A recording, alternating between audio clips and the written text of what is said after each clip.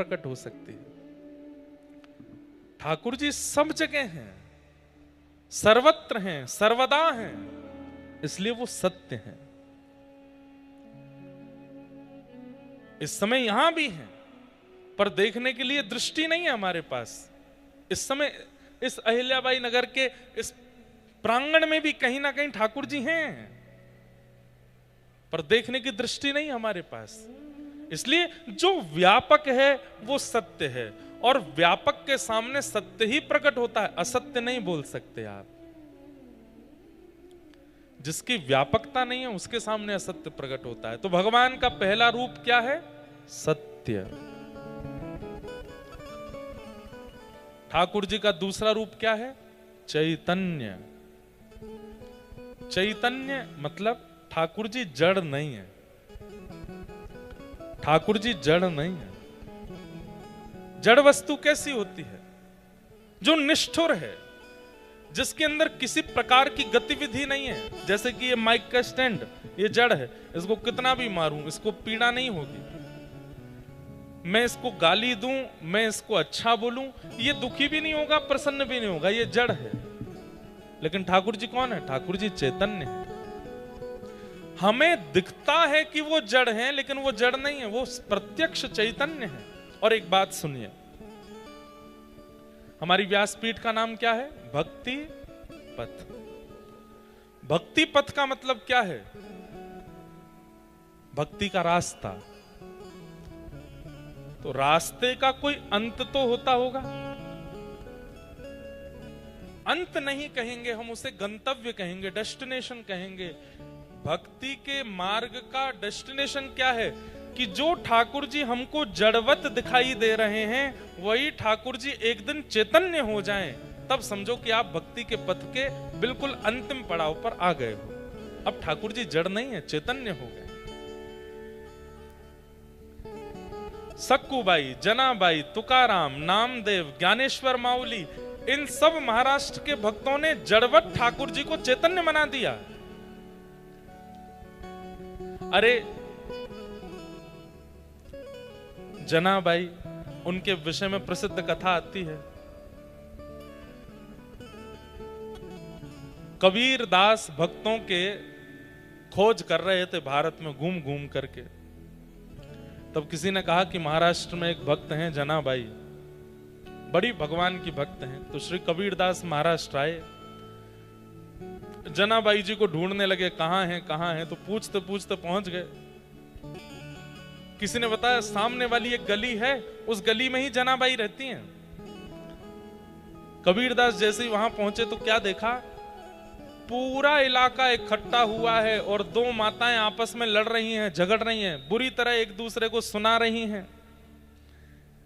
कबीरदास बोले, भैया क्या हो रहा है? बोले, एक बहन जी ने दूसरी बहन जी के घर से गोबर के उपले चुरा लिए हैं, इसलिए आपस में लड़ाई हो रही है कि तूने मेरे घर के उपले क्यों चुरा दिए। उपले समझते हैं? हमारे यहां व्रज में उसको बोलते हैं गोबर का कंडा। क्या बोलते हैं? गोबर को ऐसे थाप के घरों में लगा देते हैं, धूप में सेकने के लिए रख देते हैं। बोले आपस में इसलिए लड़ रही हैं कि एक कह रही है कि तूने मेरे घर से गोबर के उपले चुरा लिए हैं। तो कबीरदास जोर से हंसने लगे, बोले भाई उपले की क्या रकम होती है? गोबर के कंडे की कोई रकम नहीं होती, कोई उठा भी ले जाए तो उस पर इतना विवाद तो नहीं करना चाहिए। कौन है ये लोग? बोले एक तो वो है फलाना नाम बता, और दूसरे बोले ये परम भक्ता जनाबाई है। कबीरदास बोले ये जनाबाई है?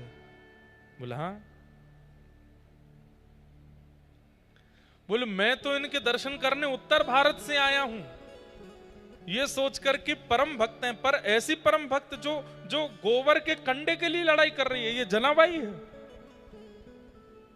कबीरदास बोले पूरी मेहनत मेरी खराब हो गई, मुझे नहीं आना चाहिए था। अरे इतने विवादित भक्त से थोड़ी मिलना था मुझे। भक्तों का स्वरूप तो ऐसा होता है, वो शांत होते हैं, सौम्य होते हैं, प्रसन्न रहते हैं, आनंद में रहते हैं। लेकिन फिर भी कबीरदास जी ने कहा इतनी दूर आए हैं तो इनकी भक्ति ढूंढ के तो जाएं, इनमें भक्ति है कैसी। तो श्री कबीरदास जी जनाबाई के पास जाके बोले, भाई अरे कितने कंडे चुरा लिए उसने आपके? बोले मेरे कम से कम 5 कंडे इसने चुरा लिए हैं। बोले कंडों में कैसे पता चलेगा कि आपका कौन सा है, इसका कौन सा, और कंडे की तो बात है, मैं थाप देता हूं, कल तक आपका मिल जाएगा। जनाबाई बोली नहीं नहीं नहीं, मुझे किसी और के हाथ के थपे हुए नहीं चाहिए और इसके 5 भी नहीं चाहिए, मेरे वाले ही चाहिए। कबीरदास बोले आपके वालों की पहचान है कोई? बोले हाँ। आप कंडों कान से लगा करके देखो, जिनसे कोई आवाज ना आवे वो इसके हैं, और जिनसे विट्ठल विट्ठल विट्ठल विट्ठल आवाज आवे वो मेरे हैं। कबीरदास बोले असंभव, ऐसा हो ही नहीं सकता। कबीरदास गए और जाकर के कंडों को कान से लगाने लगे। 2-4 कंडे उठाए, उनमें से कोई स्वर नहीं आया। तभी जनाबाई के हाथ के स्पर्श का कंडा मिला। जैसे ही कान से लगाया, उसमें से स्वर की ध्वनियों में निकल रहा था विट्ठल विट्ठल विट्ठल विट्ठल। कबीरदास तुरंत दंडवत हो गए जनाबाई के चरणों में, मान गया। अरे कोई भक्त किसी प्राणी के ऊपर हाथ रख दे तो उसमें भक्ति आ जाती है। कोई भक्त, हमने सुना है श्री ज्ञानेश्वर माउली, उनकी बहन, उनके भाई ज्ञानेश्वर माउली इतने पराक्रमी हुए, वे किसी जानवर पर भी हाथ रख देते थे। हमने तो सुना है कि उन्होंने एक खड़ी दीवार पर हाथ रख दिया तो वो आकाश में उड़ने लगी थी। जीव पर हाथ रख के भक्ति का वरदान मिल सकता है, मानव पर हाथ रख के उसमें भक्ति प्रकट हो सकती है, लेकिन निर्जीव जिसमें प्राण नहीं है, ऐसे गोबर के ऊपले हाथ से स्पर्श करके विट्ठल विट्ठल गाने लगते हैं। ये निर्जीव को जब विट्ठल गवा सकती हैं, हम प्राणियों पर अगर हाथ रख देंगी तो हमारी स्थिति क्या होगी? ऐसी जनाबाई। समझ में आई बात? जहां भक्त के स्पर्श करने से गोबर का कंडा विट्ठल बोल सकता है, वो परमात्मा, उस भक्त के हृदय में विराजमान होने वाले परमात्मा जड़ कैसे हो सकते हैं? वो तो चैतन्य है। ठाकुर जी जड़ नहीं है, चैतन्य है।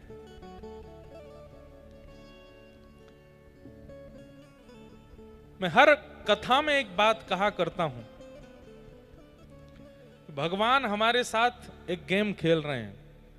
कौन सा गेम?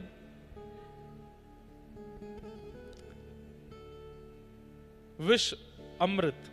एक गेम हम उत्तर भारत में लोग खेलते हैं, और मैं बार बार उत्तर भारत नहीं बोलूंगा, नहीं तो बड़ा अलग अलग सा लगता है, जैसे महाराष्ट्र कोई अलग थोड़ा ही है। हम ऐसा बता देंगे कि हम हमारे यहाँ ऐसा होता है, ऐसा बोल देंगे। उत्तर भारत नहीं बोलूंगा, भारत सब एक ही है, कोई ऊपर नीचे इधर उधर नहीं है बात।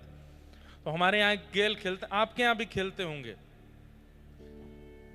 उसको उसमें एक और गेम होता है बर्फ पानी। उसमें एक व्यक्ति होता है, वो जितनों को छू देता है वो सब बर्फ बन जाते हैं, और जो बचते हैं वो उसको पकड़ करके पानी बनाने का प्रयास करते हैं। और उसको पकड़ने के लिए अगर आप गए और जो बर्फ बना रहा है उसने आपको छू दिया तो आप भी बर्फ बन जाओगे, और जिस अदा में हो वैसे ही रहना पड़ेगा आपको। ठाकुर जी हमारे साथ ऐसा खेल खेल रहे हैं, स्वयं तो मूर्ति बन के खड़े हो गए और हमको मानो चैलेंज कर रहे हैं, तुम्हारे पास 100 वर्ष का समय है, 100 वर्ष के अंदर अंदर मुझे चलायमान करके दिखाओ। मैं मूर्ति बन के खड़ा हूं, कहीं ऐसे खड़े, कहीं ऐसे खड़े, कहीं ऐसे खड़े, कहीं ऐसे खड़े। हम भक्ति के प्रभाव से, हम नाम के प्रभाव से, हम गुरु कृपा से, अगर इन ग्रंथों की कृपा से ठाकुर जी को चलायमान कर देते हैं तो हमारी विजय हो जाती है। और वो चलायमान होने को तैयार हैं, पर हम कर नहीं पाते। ठाकुर जी जड़वत खड़े हैं हमारे सामने, लेकिन भगवान का परम स्वरूप चैतन्य है, जड़ नहीं। एक बार एक भक्त था, लड्डू गोपाल जी की सेवा करता था, पर उसके जीवन में इतना कष्ट था, इतना दुख था कि वो रोज लड्डू गोपाल जी से प्रार्थना करना था, मेरे जीवन में सुख आ जाए, मेरे जीवन में सुख आ जाए। 10 वर्ष निकल गए लेकिन उसके जीवन में सुख नहीं आया।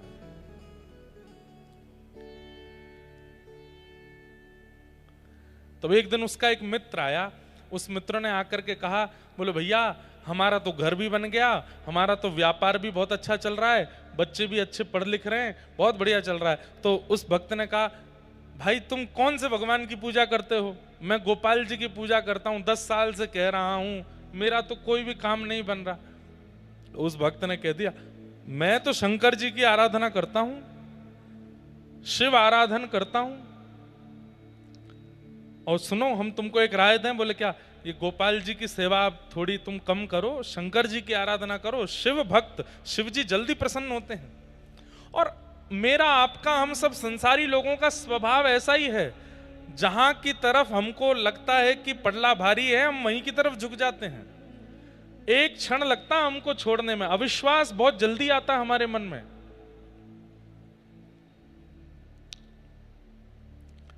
गोपाल जी को उठा करके अलमारी में रख दिया, शंकर जी ले आया, अब शंकर जी की पूजा करने लगा। अगले दिन जैसे ही शंकर जी का आराधन करते समय अगरबत्ती लगाई, तो अगरबत्ती का धुआं स्वाभाविक रूप से ऐसे उड़ करके इधर जा रहा था जहां अलमारी में ठाकुर जी बैठे थे। तो उस भक्त ने क्या सोचा, 10 सालों से तुम्हारी पूजा कर रहा हूं, आज तक बोले नहीं, आज तक मेरी एक भी बात मानी नहीं, आज तक मुझे कुछ भी दिया नहीं, और आज जैसे ही खुद को अलमारी में बैठा के शंकर जी की पूजा करने लगा तो उनकी अगरबत्ती का धुआं भी अपनी तरफ खींच लिया, उनकी अगरबत्ती की सुगंधी भी खुद ले रहे हो, उनको नहीं लेने दे रहे हो। रुक जाओ, मैं आपको अलमारी से निकाल करके और कहीं रख देता हूं। जैसे ही अलमारी खोली तो क्या देखता है कि जो मूर्तिमंत लड्डू गोपाल थे वो प्रत्यक्ष प्रकट होकर के वहां बैठे थे। क्यों? क्यों? क्योंकि 10 साल उसने सेवा करके ठाकुर जी को मूर्ति ही माना था। आज पहली बार उसके मन में यह भावना आई कि इनकी भी नाक है, ये भी सूंघते हैं, यह भी प्राणी हैं, इनके अंदर भी प्राण हैं। उसके अंदर यह भावना आ गई कि मैं दूसरे देवता की सेवा कर रहा हूं तो इनको शायद जलन हो रही है। ये जलन होना, किसी धुआं को अपनी तरफ खींचना, सुगंधी सूंघना, ये चैतन्य का स्वरूप है, ये जड़ का स्वरूप नहीं है। आज 10 साल बाद उसने ठाकुर जी को चैतन्य माना, इसलिए प्रकट हो गए ठाकुर जी। इससे ये बात प्रमाणित होती है। हम आज तक अपने ठाकुर जी के प्रति चैतन्य बुद्धि कर ही नहीं पाए हैं, इसलिए ठाकुर जी जड़ ही रहते हैं, वो चैतन्य नहीं बनते। उनके प्रति चैतन्य भावना रखो, उनके प्रति चैतन्य की स्थिति रखो। और चैतन्य स्थिति कैसे होती है? ठाकुर जी से कोई संबंध बना लीजिए, ठाकुर जी को अपना कुछ मान लीजिए, उनके प्रति चैतन्य बुद्धि रखने लगोगे तो ठाकुर जी की गतिविधियां होने लगेंगी। कभी आंखें भी टिमटिमाएंगे, कभी हाथ भी चलाएंगे, कभी पैर भी चलाएंगे, कभी बोलने भी लगेंगे। जितने भी भक्तों का नाम लीजिए, एक भी भक्त ऐसा नहीं है जिसने मूर्ति पूजा की हो। सब भक्तों को चैतन्य भगवान ने दर्शन दिया। क्यों? क्योंकि उस भक्त ने ठाकुर जी के प्रति कभी जड़ बुद्धि रखी ही नहीं, वो ठाकुर जी को चैतन्य मानता है, हम जड़ मानते हैं। ठाकुर जी जड़ नहीं है, चैतन्य है। व्रज में एक महात्मा यमुना स्नान कर रहे थे। भोली भाली 2 सखियां आपस में बात कर रही थी। बोले, अरे मैंने तो ऐसा सुना है कि इन संतन के पास भगवान हो मैं। दूसरी बोली, दिखाई तो देना रे। ब्रजभाषा बोले, समझ जाओगे आप लोग। दूसरी बोली, दिखाई तो देना रे। बोले, ऐसे ना दिखाई दे, ये जो इनको झोला है ना, जो ये टांग के चले, या के भीतर है भगवान। तो संत जैसे ही यमुना स्नान करने गए, दोनों भोली भाली सखियां गईं और उनका झोला खोलने लगी। तो झोले में से गीता जी निकली, रामायण निकली, कमंडल निकला। तभी एक छोटा सा एक बक्सा था, वो छोटे से बक्सा को जैसे ही खोला तो उसमें लड्डू गोपाल बैठे थे। तो दोनों सखी बोली, अरे देख देख देख देख, मिल गए ठाकुर जी। तब पहली सखी दूसरी सखी से बोली, अरे देख, या बाबा ने छोटे से बक्सा में ठाकुर जी रख दिए तो ठाकुर जी के हाथ पैर टेढ़े मेढ़े है गए, और लड्डू गोपाल तो ऐसे ही रहते हैं। दूसरी बोली, मेरे पास घी है, मैं इनकी नेक मालिश करके इनके हाथ पैर सीधे कर दूंगी। और घी लेकर के आई और ठाकुर जी को मालिश करी, हाथ में लगा, पैरन में लगा, मुख पे लगा। अब उसके मन में ये नहीं था कि लड्डू गोपाल ऐसे ही रहते हैं, उसको था कि ये छोटे से बक्से के कारण इनके हाथ पैर ऐसे हो गए। इस भावना से घी लगाया तो ठाकुर जी सीधे हो गए, हाथ भी सीधे हो गए, पैर भी सीधे हो गए। इतने में ही वो महात्मा यमुना जी से निकल के आए। जैसे ही यमुना जी से निकले वो सखियां वहां से भागी, अरे बाबा आ गए हो, बाबा आ गए हो। बाबा ने आके कही मेरा झोला निकाल लिया, क्या निकाला इसमें से? और जैसे खोल के देखा तो बक्सा रखा था। उनको डर लगा कि कहीं ठाकुर जी तो नहीं ले गए।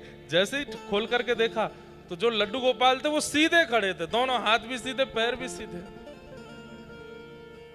बाबा बोले ठाकुर जी तो मेरे हैं, 40 साल से मैं सेवा कर रहा हूं, लेकिन इनके हाथ पैर सीधे कैसे हो गए?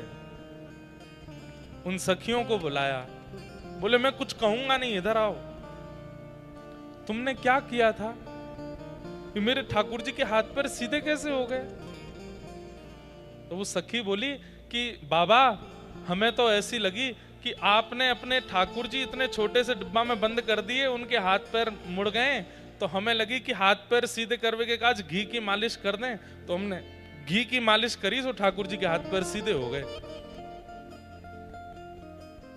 बाबा ने उन सखियों को प्रणाम किया, बोले मैंने प्रयाग में स्नान किया, काशी में स्नान किया, तीर्थ यात्राएं करी, बड़े बड़े यज्ञ किए, बड़े बड़े अनुष्ठान किए, 40 साल से नित्य इनकी सेवा कर रहा हूं,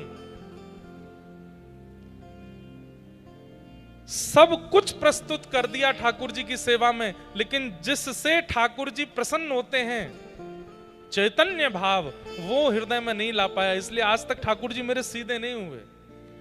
लेकिन आज तुम लोगों की भावना से मुझे पता चल गया कि ठाकुर जी के प्रति चैतन्य बुद्धि रखनी चाहिए। हमारे गिरधर लाल जी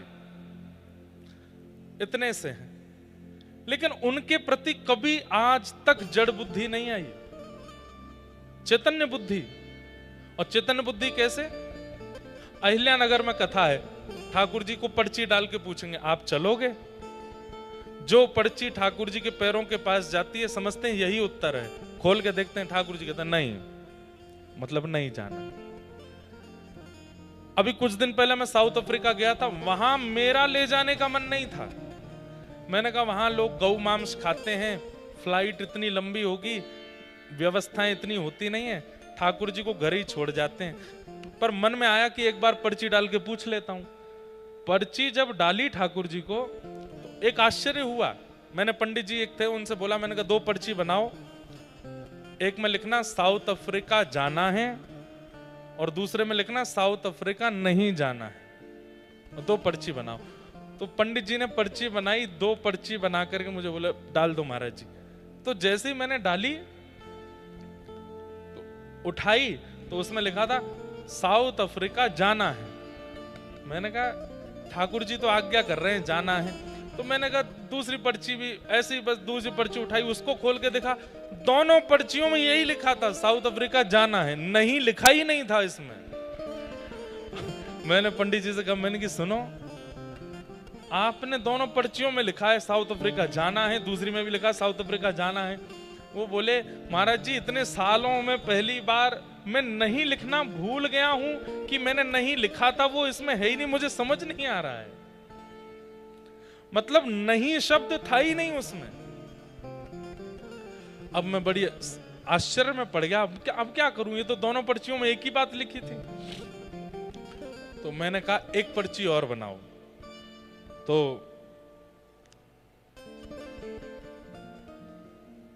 हमारे एक सखा बोले कि ठाकुर जी की जाने की इच्छा है, इसीलिए दोनों पर्चियों में जाना है लिखा आया है, आप दोबारा क्यों पूछ रहे हो? मैंने कहा भाई पता नहीं, मेरे को मन में लग रहा है कि कहीं ऐसा तो नहीं ठाकुर जी यूं कह रहे हो, तेने दोनों पर्ची में एक ही बात लिखी है, या में मेरी क्या गलती? नहीं, एक पर्ची और बनाते हैं। तो एक में स्पष्ट लिखा है साउथ अफ्रीका जाना है और साउथ अफ्रीका नहीं जाना। अब मैं पर्ची डालने में घबरा रहा था, क्योंकि ठाकुर जी का एक स्वभाव है, एक बार बोलते हैं ठाकुर जी, 2 बार नहीं बोलते। अगर आप दूसरी बार पूछने जाओगे तो ठाकुर जी जबरदस्ती वो बोलेंगे जो आप सुनना नहीं चाहते। इसलिए एक ही आज्ञा माननी है। तो मैंने पहले लाल जी के चरणों में प्रणाम किया, खूब कान पकड़े। मैंने कहा देखो, आप गुस्सा मत होना, और गुस्सा होकर के वो मत बोलना जो मैं नहीं सुनना चाहता। मेरी भूल से दोनों, हाँ लाली अभी लेता हूं, बैठो। मैंने कहा मेरी भूल से दोनों पर्चियों में जाना है लिखा गया है। एक लास्ट बार बता दो, जाना है कि नहीं जाना? और जब पर्ची डाली तो जो चरणों के पास गई, उठाई तो उसमें लिखा था साउथ अफ्रीका जाना है। अब चाहे उसमें 12 घंटे की फ्लाइट हो, 4 घंटे का कहीं ले ओवर हो, कोई खाने को नहीं मिले, पीने की व्यवस्था नहीं, लेकिन ठाकुर जी को जाना है तो जाना है। वो गए वो, और जहां नहीं जाना वहीं नहीं जाना। इसका मतलब क्या है? वो चैतन्य है, उनके प्रति चैतन्य भाव। कितनी लीलाएं हमारे लाल जी करते हैं, ऐसी बहुत लीलाएं हैं जो मैं बता भी नहीं सकता मंच से। एक बार पहले जब शुरुआत में सेवा करनी प्रारंभ की, तो घर में नौका विहार कर रहा था। तो जब ठाकुर जी को नौका में बिठाया, तो मेरे मन में ऐसी भावना हुई कि ठाकुर जी का नौका में बैठने का मन नहीं है, पानी में कूदने का मन है। लेकिन घर के सब बड़े लोग, कुछ गुरुजन भी थे। मैंने कहा अच्छा नहीं लगता, ठाकुर जी को नौका विहार कराओ। थोड़ी देर नौका विहार करते रहे। अचानक से, ये बात पहली बार बता रहा हूं मैं कथा में, कोरोना का टाइम था। एक भैया सामने बैठे, एक छोटा सा, हमने जो छोटे बच्चों का टब होता है ना, उसमें पानी भर के नौका विहार कर रहे थे। मैं यहां से नौका चलाऊं, धीमे धीमे वो पकड़े, फिर वो वहां से चलाएं। मैंने धीमे धीमे ऐसे लाल जी से कहा, मैंने कहा लाल जी, मेरे मन में तो आ रहा है कि आप कूदना चाहते हो, पर मैं नहीं कूदाऊंगा। आपका मन है तो अपने आप कूद जाओ। और आप सत्य मानिए, मैं, अब आप ये भी कह सकते हैं कि आपने नाव छोड़ी ऐसी होगी कि वो पलट गई होगी। मैंने नहीं छोड़ी थी, सामने से आ रही थी। उसी समय मैं सोच रहा था आपका स्नान का अगर मन है तो खुद कूद जाइए। और उन्होंने जैसे ही नाव चलाई, बिल्कुल सीधी आ रही थी, और अचानक से एक तरफ मुड़ी और श्री गिरधर लाल जी तुरंत नाव में। जैसे ही जल में गोता खाया, मैं दौड़ के, मैं लाल जी गिर गए, लाल जी गिर गए। सब बोले हो क्या हो गया, ठाकुर जी गुस्सा है ना। मैं मनी मन खुश हूं, मुझे पता है ना क्या हुआ, इनका डुबकी मारने का मन था, इसीलिए कूदे हैं। ऐसे सब भावनाएं कब प्रकट होती हैं? जब आप अपने ठाकुर को मार्बल का, धातु का, अष्ट धातु का, सोने का, चांदी का नहीं मानते, उनको चैतन्य मानते हो। वो चैतन्य है, वो चैतन्य है। उनके प्रति चैतन्य बुद्धि रखो। भगवान का दूसरा स्वरूप है चैतन्य। हमारे एक शिष्य बैठे हैं अभी यहां पंडाल में, उनका नाम नहीं बोलूंगा। वो हर महीने 30 पर्चियां बनाते हैं, और 30 पर्चियों में लिखते हैं कि ठाकुर जी आपको क्या खाना है। एक पर्ची में इडली डोसा, एक पर्ची में पूरन पोली, एक पर्ची में पंजाबी क्या कहते हैं पनीर आदि, एक पर्ची में आलू पराठा। ऐसे 30 दिन की पर्ची बनाते हैं, और हर दिन अपने ठाकुर जी के आगे सुबह सुबह पर्ची उठाते हैं कि आज आपको क्या पाना है। अब चाहे जो निकल आए उसमें वही बनेगा ठाकुर जी के प्रसादी के लिए। और उसमें भावना क्या है कि ये ठाकुर जी की आज्ञा है। ठाकुर जी को चैतन्य मानो, जड़ नहीं, वो चैतन्य है। नामदेव जी को कैसे मिल गए ठाकुर जी? नामदेव जी के नाना जी वामदेव जी ठाकुर जी की सेवा करते थे। नामदेव जी दूर खड़े होकर के देखते थे, और बस उनकी इच्छा होती थी कि इनकी सेवा कभी मैं करूं। वामदेव जी को कहीं जाना था, तो नामदेव जी से कह गए तुम ज्यादा कुछ मत करना, बस एक काम करना। बोले क्या? ठाकुर जी का रोज भोग लगाना, और भोग लगा के ही पाना। ठीक है। नामदेव जी तो बड़े खुश हो गए। भोग लगा करके जैसे ही ले गए ठाकुर जी के आगे, बोले ठाकुर जी पा लीजिए, बहुत सुंदर दाल बना है, साग बनी है, रोटी बनी है, बहुत सुंदर ये सब सामग्री पाइए ठाकुर जी। और ठाकुर जी तो खड़े हैं, पा नहीं रहे। नामदेव जी बोले आप पा क्यों नहीं रहे हो, स्वाद में कोई कमी है क्या? अरे नहीं नहीं, स्वाद में कोई कमी नहीं है, सामग्री बहुत अच्छी सिद्ध हुई है, सब कुछ बहुत अच्छा है। एक दिन 2 दिन निकल गए तो श्री नामदेव जी सोचने लगे मेरी भक्ति में कोई कमी है, इसीलिए आप नहीं पा रहे हो। नाना जी के हाथ से पा लेते हो, मेरे हाथ से नहीं पा रहे हो। पर उनको कौन बताए कि नाना जी के हाथ से भी नहीं पाते थे ठाकुर जी। लेकिन नामदेव जी इतने बालक थे, रुदन करने लगे और रोते रोते बोले अगर आपने प्रसाद नहीं पाया तो नाना जी वापस आके आपकी सेवा मुझसे छीन लेंगे, और मैं वो नहीं चाहता। छुरी लेकर के आ गए और अपने गले पर रख करके बोले या तो प्रसाद पाओ नहीं तो मैं प्राण त्याग दूंगा अपने।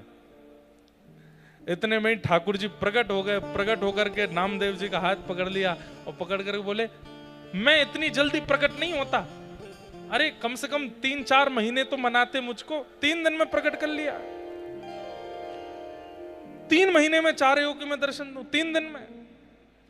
ठाकुर जी प्रकट हो गए, प्रकट होकर के खूब प्रेम से पाया। 3-4 दिन बाद जब वामदेव जी वापस आए और जब थाली लेकर के वामदेव जी गए, ठाकुर जी ने नहीं पाया तो नामदेव जी ने टोक दिया, बोले नाना जी आप तो यथावत थाली उठा के लिया, ठाकुर जी ने तो पाया ही नहीं। तो वामदेव जी हंसने लगे, बोले ठाकुर जी पाते नहीं है, बस देखते हैं। बोले ऐसे कैसे नहीं पाते, मैं तो पवाता था। बोले अच्छा मेरे सामने पवा के दिखाओ। नामदेव जी फिर आ गए, ठाकुर जी पाओ, जैसे 3 दिन पहले मेरे साथ पा रहे थे वैसे पाओ। ठाकुर जी नहीं आए। नामदेव जी बोले ऐसे नहीं आते, मुझे पता है कैसे आते हैं। गए दोबारा छुरी लेके आए और फिर से गले पर रखी। ठाकुर जी फिर प्रकट हो गए, हाथ पकड़ के बोले बड़े जिद्दी हो, ये बार बार छुरी क्यों रख लेते हो तुम गले पे, हमको धमकी देते हो। लेकिन यहां ठाकुर जी नामदेव जी से नोकझोंक कर रहे हैं, सामने वामदेव जी की आंखों में आंसू। पूरा जीवन निकल गया मेरा, आज पहली बार ठाकुर जी का अनुभव हुआ। धन्य है नामा जो तेरे ऊपर ठाकुर जी इतनी कृपा करते हैं। सीधी बात, मैंने जो कोई भी बातें यहां बताई, इन सब बातों में ठाकुर जी के प्राकट्य का मूल कारण क्या था? भैया ये जिनके भी गोपाल जी हैं इनको ले जाओ और पकड़ के बैठाओ, खूब प्रेम से कथा सुनो, नहीं तो इनके कारण और भी कथा नहीं सुन पाएंगे। जितनी भी बातें मैंने बताई, इन सब बातों में प्रधान बात क्या थी? ठाकुर जी के प्रति चैतन्य बुद्धि, वो जड़ नहीं है। आप लोग ऐसा मत करना कि कल आप सब भी छुरी लेके बैठ जाओ ठाकुर जी पाओ, नहीं। ठाकुर जी कहेंगे सुनी सुनाई बात है, नामदेव जी का चरित्र सुन के आए हो इसलिए कर रहे हो ना, कुछ नया करो। और नए में ठाकुर जी को धमकी मत देना भैया कि मैं आत्महत्या कर लूंगा नहीं तो भोजन पर, नहीं नहीं ये सब नहीं करना। नवीनता में आप चैतन्य बुद्धि रखो बस। चैतन्य बुद्धि का प्रारंभ कहां से होता है?